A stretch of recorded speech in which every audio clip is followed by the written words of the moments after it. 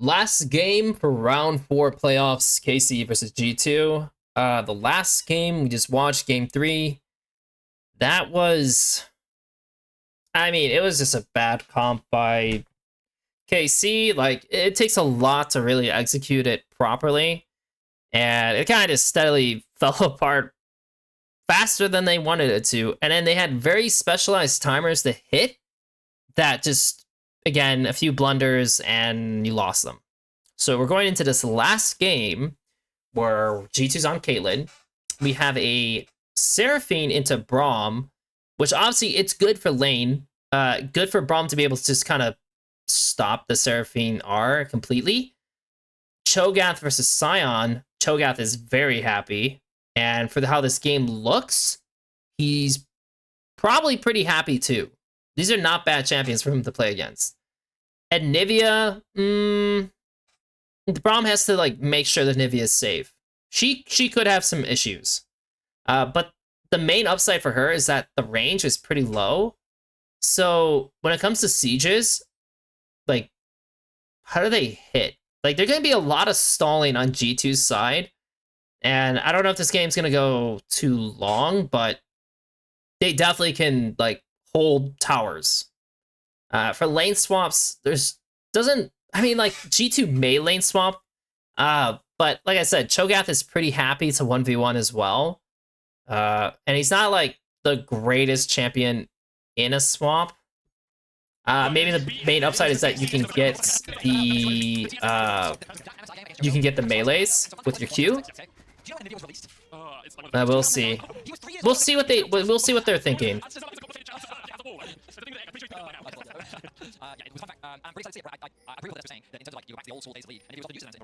It's a very weird. It just looks like a weird comp. I mean, like, you have to let the enemy run into you. Did they outside lane? Ryze definitely can. So Ryze will be a really key factor in this game.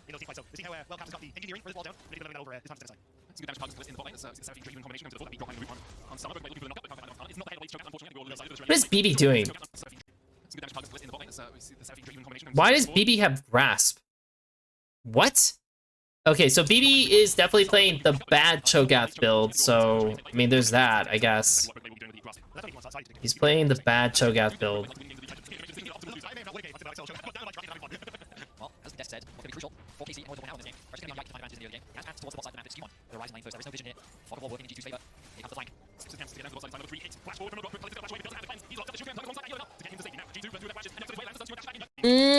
I mean, like, in terms of pathing, they're both going down, which makes sense, right? They lost push, which sucks, but is expected. Skew decides to go early because he knows they haven't warded yet. And I don't think he needs to walk all the way around. I think he can just sit in the dot brush. Fog of War working in G2's favor. Because they're going to open themselves up eventually. And it probably will look a lot better if he was just here, no? Like, imagine if he just starts walking in. And this guy could... What does he have? Does he have E or W? Because if he has W, he can W and latch on, and there's no cleanse. None. And it looks so rough already. Like, they're screwed, by the way. They're so screwed for how that situation looks. But he goes around, so it buys him a bunch of time. So he went E, which I guess is okay, but probably W's better for the gank if that's what they're planning. Yeah, and they, you know, also because they had to let this wait. When did they hit 3? They hit 3 on the melee. That's the case, right? It just takes too long, man. They need to do it before they hit level 3. They need to go. It's just not early enough. I wonder if it's even a play. Is it even a play? Because when they hit level 3, this is, like, not the best. The flank. But I feel like when they do this, oh my god, when they do this, that should have been it. That should have been it. It is what it is.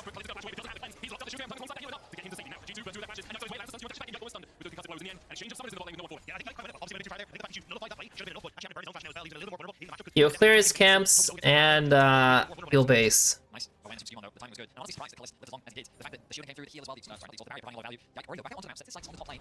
Doesn't look like he needs ganks. It's no grab. board. A little bit of red for G2 in terms of gold leads, about 108 carry, 108, nothing too consequential yet. Comes into the series dictated by a single sequence in the mid game between 15 and 25 minutes, one team takes the lead and then never gives up that lead. So far it's been G2 twice, and Coming once, I'm sure they'll look to rectify that state of affairs. Biggest advantage that G2 gained on the back of forcing all the spell down is like how much harder it is for Blizzard to play aggressively because they were on the levels. It's so risky because the single drawn, you connect. The risk of chase down, could be very real, especially the other team on around. They should expect him to be on the top side. He's doing this clear. Watching that guy, he's already on the top side, and he's already got all 5 for himself. His team on to do the same thing. But the boss side not going to be crucial, and then will be involved. Going to be crucial on the side. Not much to talk about because we're just clearing waves.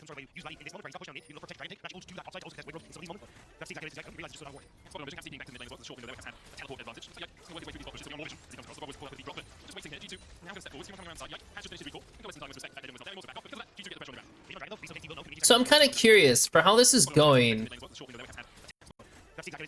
He has free time on bot. Yeah, he should stay on bot. But at the same time, he wants to play for his Cho'Gath 6 for a grub.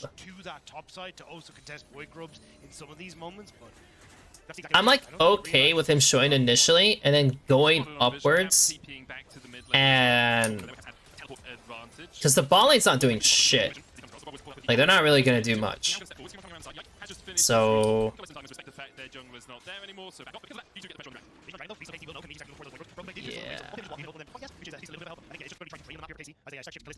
yeah.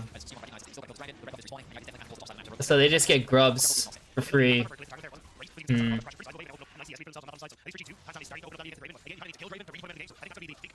They really do prioritize the dragon a lot more than the grubs in a lot of these games, huh?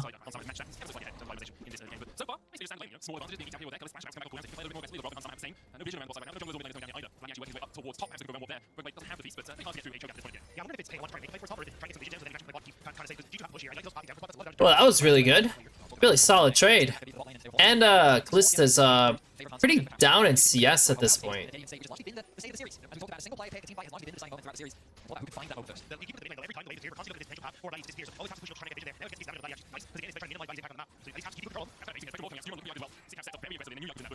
Yeah, the Caps and Nivea is doing a lot of work. Also, the bot lane really turned it on.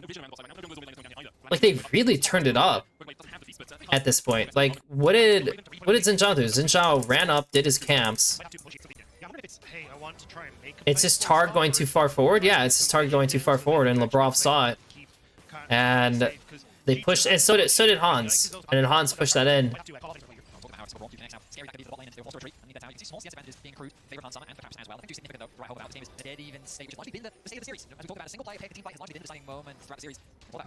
Labrov had a way better series in this one. Like, he is way better than he's doing way better than he did in the other one.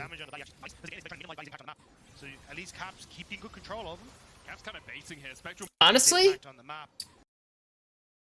I feel like the second this guy reviews shows, Skew should just go bot. No, like yeah, he ends up going here, but it just feels like a wasted play. And since the enemy is showing, he actually could have been bot already on this pink. And how screwed are these guys if Skew was like in position for this? I like that Vladdy's hovering bot. Oh, well played, Vladdy, man. Well played, Vladdy. He really saved that. It was good that he did that. I like that.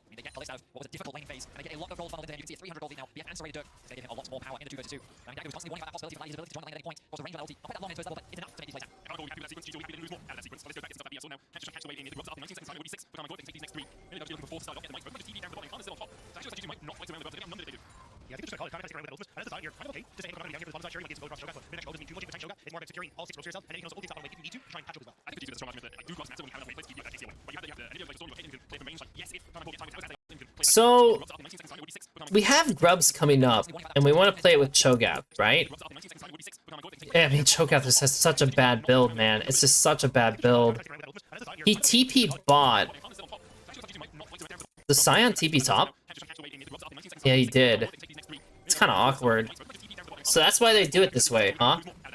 But at the same time, I'm definitely down for the bot lane to just hammer topside because I think Scion could stay. Like, I think the bot lane should be on point with the wave, and I think you can probably dive them with the Scion. And with 6 grubs, you could just rail this turret. I like that Anivia shifted over too. I wonder if too many people showed on this though, because Seraphine probably should sit around mid one timer.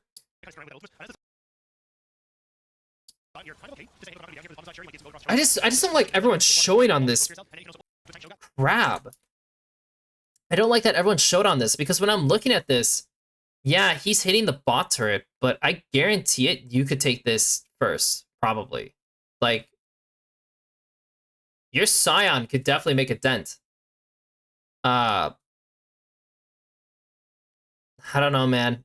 I'm seeing something. There's definitely something there for them to work on with 6 scrubs. Like, it's a very unique strategy that you can do when you have 6 scrubs, and they didn't commit. So if you're not committing, someone needs to recover into bot sooner. Like, someone needs to do this sooner. I like that they send Rise in the end because he has TP.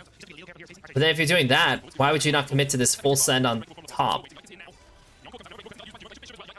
And now we're just kind of trading ultis randomly, which doesn't really net you much. And G2's is benefiting because they're able to get the dragon. You took like no plates top, and you took plates bot with Cho'Gath. And now Kana finally makes his first...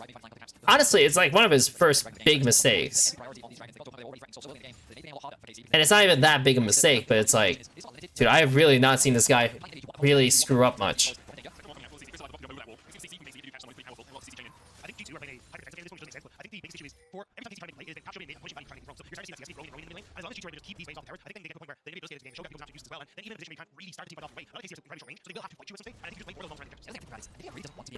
It's so easy for her to try and just get control of the mid because how quickly you want away. But Caitlyn doesn't really want any inside lane either. So it's a bit awkward setup if you get later into the game because Black's been more than happy to push those side lanes and silence, sitting on the other end to allow this freedom for the Draven in mid. We'll see how they address that as the game continues. It's more than happy to roll the mid because how quickly one shot away. But then Caitlyn doesn't really want. I mean, they're pretty much all showing in this area, so there's really no point for Vladdy to like still walk in this. I mean, this ward's really whatever. Yeah, I don't know. This is kind of bad. This is bad by KC. It's like just fighting over vision that really did not matter enough in the end. So you kind of just lost sums for no reason.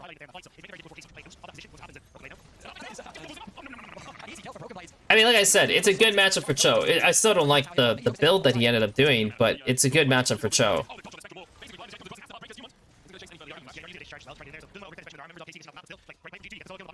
Herald's up, Cho'Gath has TP, he can walk bot, everything's good. Oh, but I was gonna say, Cho'Gath can walk bot, but the reason why they said Nivea is because he wants to stack, which makes sense. That makes sense.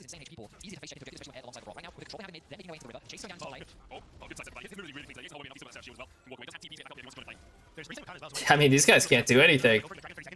Well, that's their comp, you know? Like, it's a Draven, Seraphine, Viego. I feel like if it was not Viego, it was like Wukong or... I mean, Vi's already gone, but like, it just needed to be a different jungle pick. Jarvan, like any pick like that would make this comp way better. But it's not that. It's Viego. And so Viego doesn't really... Viego's just like hoping lanes do well, and then he kind of just come in and do his thing. So that's why the game feels really awkward. What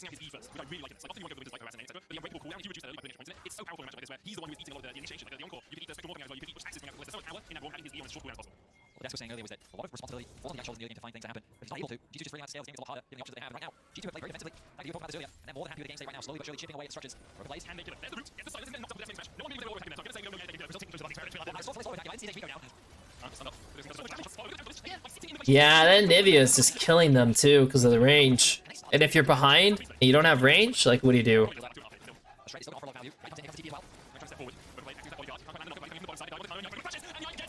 I mean, like, I can't really fault them. Like, I'm not pausing or I'm not slowing things down because it really is just a huge difference in like what you could do with your comp.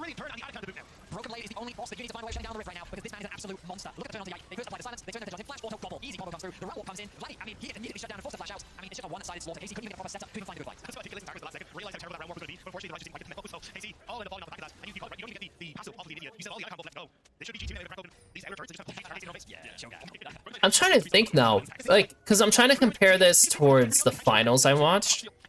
And I wonder. His W is very low range. His Q is very difficult to land. I mean, this G2 team, their ball lane is playing better. I mean, that for sure is the case. And BB is also playing better, which naturally, like, obviously, like, that just makes everything work together more. Skumon is playing the same. So, like, the bad performances Skumon shows are just the normal performances he does. And Caps is, like, a little bit better in this series, but it's not, like, marginally that much better. So it's just that difference in top and ball lane that just... Or, sorry, it should really be top and support. Sorry. Because Hans has been fine across all the games. So support and top getting their shit together really just makes a huge difference. Plus the comp difference, right? Like, obviously having better comps really just kind of makes life easier. Is that the game? Dude, that is so funny. These guys literally win the same way KC won against them in the beginning. That is so funny. So, MVP... It's not BB. I mean, it's not BB. It's I'm just gonna say bot lane. Like, they were good. They actually turned this around and did really well. Just say G2's bot lane, right? I think the worst player of the game.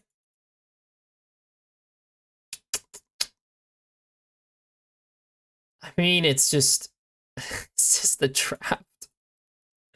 I don't know what to say, man. Like, it really is just the draft. This was just such a bad draft. It's just, you can't do anything. You really can't do anything. Like, they had one opportunity with the 6 grub play, which I think they should have taken, to really break the game open. And they didn't do it. So the fact that they avoided this play... wow, that was terrible. The fact that they avoided this play just... Yeah, it hurt. It hurt their acceleration so much. It is what it is, man. I mean, like, Sion, like, he did get ran. He did okay. This is, like, the first time Kana did not have, like, the best of times, but at the same time, I mean, it's, like, not, like, the most enjoyable matchup. Didn't do well. Did okay.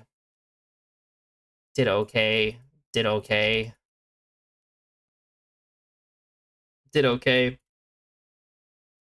Yeah, I don't know. Dude, it's the support, man. Support, top, just doing better in this playoffs for G2 compared to finals. It really just, yeah, it really just made that all the difference you can make.